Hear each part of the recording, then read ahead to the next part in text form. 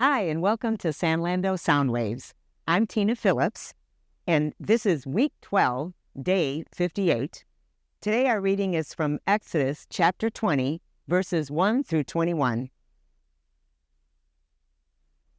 And God spoke all these words, I am the Lord your God, who brought you out of Egypt, out of the land of slavery. You shall have no other gods before me. You shall not make for yourself an idol in the form of anything in heaven above or on the earth beneath or in the waters below.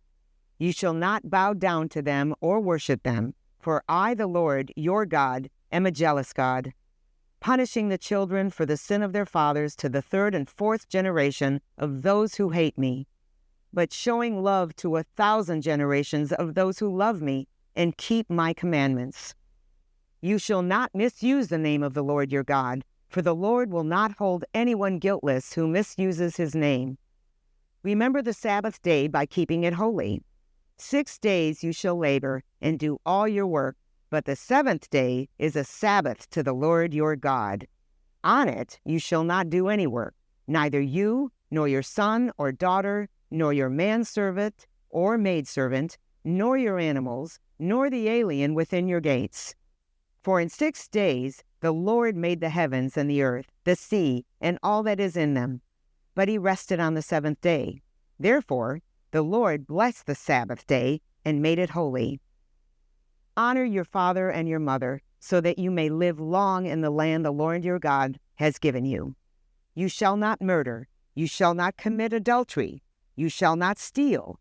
You shall not give false testimony against your neighbor.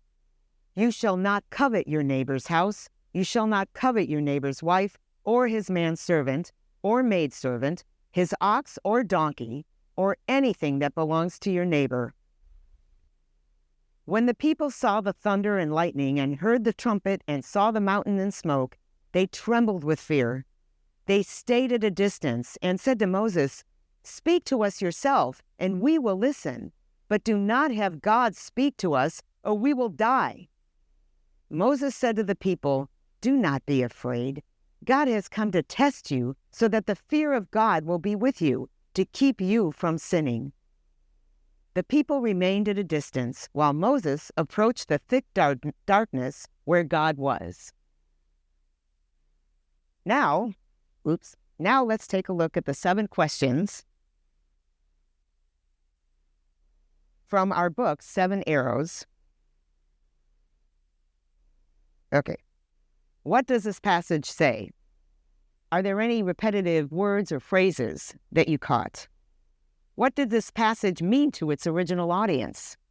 What does this passage tell us about God? What does this passage tell us about man? What does this passage demand of me? How does this passage change the way I relate to people? What does this passage prompt me to pray to God? Now let's look at the brief devotional about this passage on page 74 of the book 7 Arrows. In order to help God's people obey, he gave them the law. The first 10 commandments are summarized in Exodus 20, though the remainder of the book of Exodus and portions of the next 3 books continue to spell out hundreds of laws God gave to his people. This helped them know what it looked like when they properly reflected his image. These rules were not random, unfair, or mean-spirited. They were actually a gift of God's grace. As their creator, he knows how life is meant to be lived.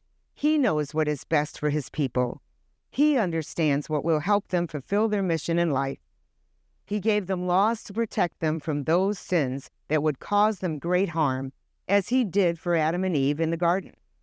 He also provided his law so that the nation would see how much they needed God's grace, because, as we will soon see, the people were incapable of keeping God's holy law.